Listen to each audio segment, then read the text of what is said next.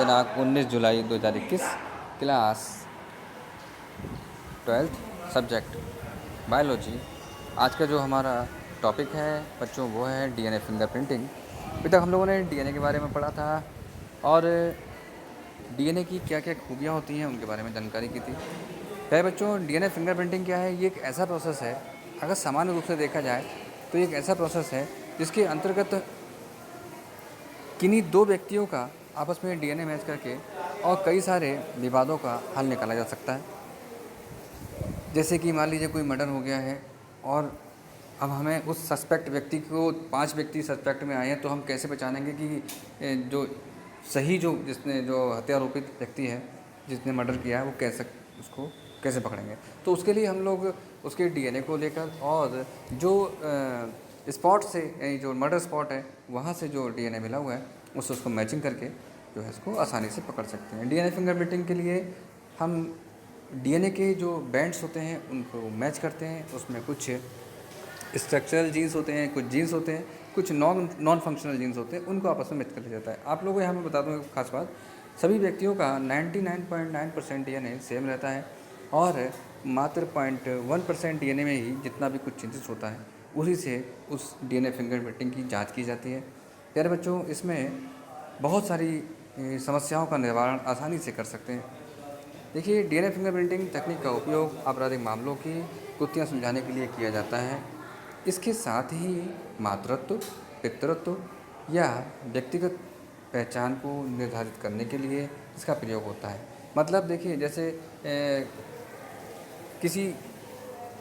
किसी का बच्चा है, कोई माँ है तो उसका बच्चा है, मान लीजिए सपोज दैट कि वो अगर कहीं खो जाता है या कोई और व्यक्ति उस पर अपना या कोई और महिला उस पर अपना हक जताती है कि ये मेरा बच्चा है, तो आप कैसे उसको जस्टिफाई करेंगे।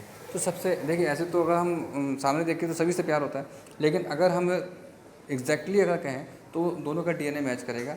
ठीक है, दोनों महिलाओं का डीएनए लेके और बच्चे के डीएनए से मैच कर लिया जाए, जिससे बच्चे के डीएनए का मैच करेगा तो वही उसकी माँ होगी, तो उसका असली हकदार होगा। तो इसी प्रकार पितृत्व का होता है और व्यक्तिगत पहचान भी आसानी से की जा सकती है। वर्तमान में पहचान ढूंढने के तरीकों में डीएनए फिंगरप्रिंटिंग सबसे बेहतर जो है विकल्प माना जाता है। देखिए, डीएनए फिंगरप्रिंटिंग इसलिए माना जाता है क्योंकि वो एग्जैक्ट लोकेशन मतलब एग्जैक्ट पैटर्न देता है, बिल्कुल सही एक सूचना देता है। जीव जंतुओं, मनुष्यों में विशेष संरचना युक्त वह रसायन जो उसे विशिष्ट पहचान प्रदान करता है उसे डीएनए कहते हैं, यानी कि डीऑक्सीराइबो न्यूक्लिक एसिड कहते हैं। देखिए, ये एक न्यूक्लिक अम्ल है जो सभी मनुष्यों में पाया जाता है, सभी जीव जंतुओं में पाया जाता है। तो ये डीएनए एक पीढ़ी से दूसरी पीढ़ी में लगातार ट्रांसफ़र होता रहता है, इसलिए शरीर में मौजूद खरबों कोशिकाओं के क्रियाकलाप डीएनए से तय होते हैं। हालांकि डीएनए कणों का ढांचा हर व्यक्ति में एक समान होता है, लेकिन उन्हें गढ़ने वाले बुनियादी अवयवों का क्रम सभी में समान नहीं होता। जैसा कि मैंने आपको बताया कि 99.9% डीएनए सभी का सेम होता है। देखिए, मनुष्य की प्रजाति है, तो जब मनुष्य की प्रजाति का अगर आप ओरिजिन देखोगे तो हम लोगों को माना जाता है कि मनुष्य का जो निर्माण हुआ है वो किन से हुआ है, वो रेप्टाइल से हुआ है, यानी सरीसृपों से हुआ है। सरीसृपों से ही जो है एपीस, उसके बाद फिर मंकी, और फिर इस प्रकार से एक नई शाखा और बन के आई, उसमें जो है आपका मनुष्य का एक क्रम चला है, होमो वंश चला है। तो अब जब उसमें चला है तो कहीं ना कहीं सबका डीएनए सेम इसलिए है क्योंकि सब कहीं एक ही से ही डेवलप हुए हैं,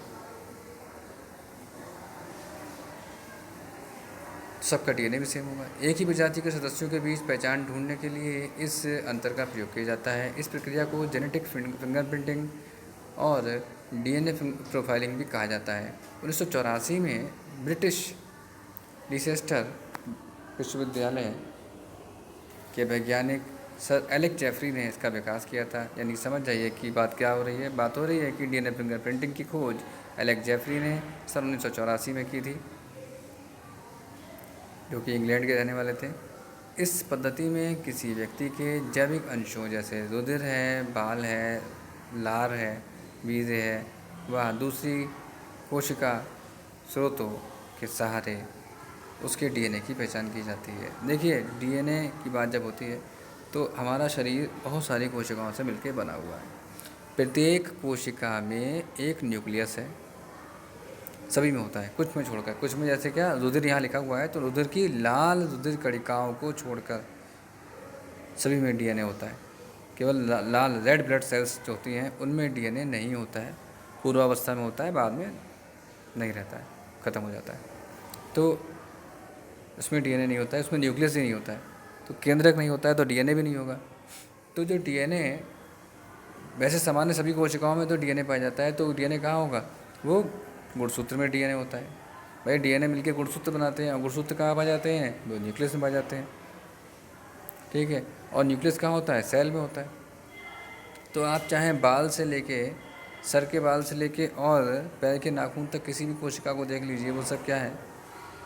सब के सब डीएनए से, उसमें डीएनए मिलेगा।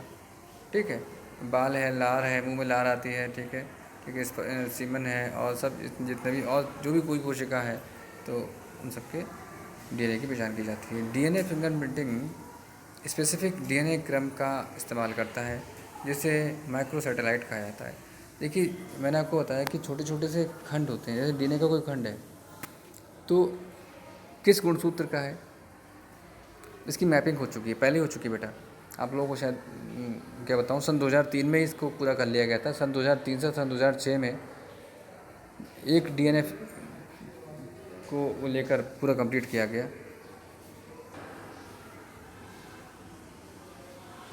तो प्यारे बच्चों, मैक्रो सैटेलाइट यानी कि वही खंड है, मतलब पूरा एक डीएनए है।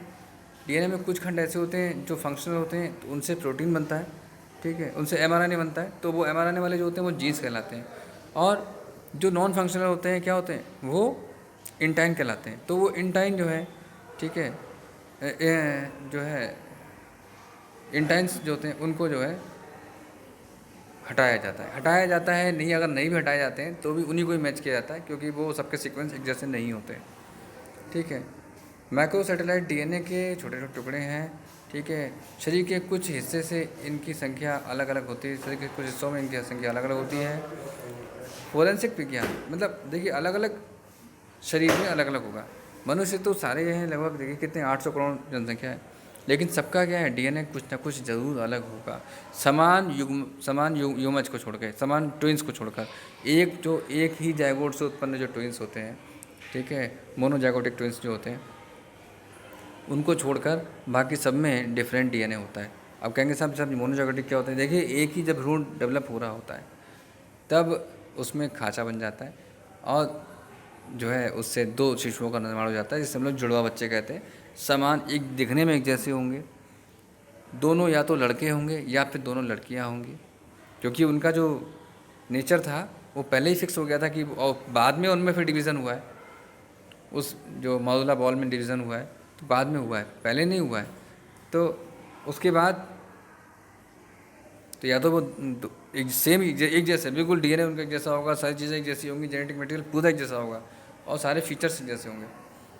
ठीक है, परंतु अन्य सब में क्या होता है? अलग अलग होता है, सब में अलग अलग डीएनए होता है। फोरेंसिक विज्ञान में डीएनए फिंगरप्रिंटिंग का खासा उपयोग होता है। साथ ही फोरेंसिक जांच के लिए वास्तविक फिंगरप्रिंटिंग की आवश्यकता ज़रूरत नहीं पड़ती।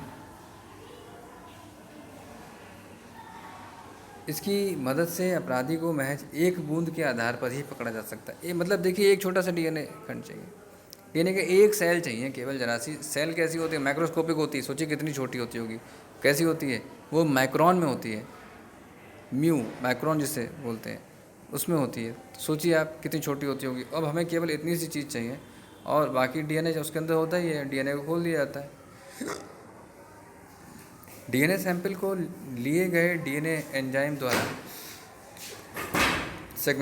सेगमेंटेटाइज्ड किया जाता है। जैसे कि वो कौन सा होता है सेगमेंट, कौन करता है? एंडोन्यूक्लियेज, रेस्ट्रिक्शन एंडोन्यूक्लियेज उसको तोड़ देता है।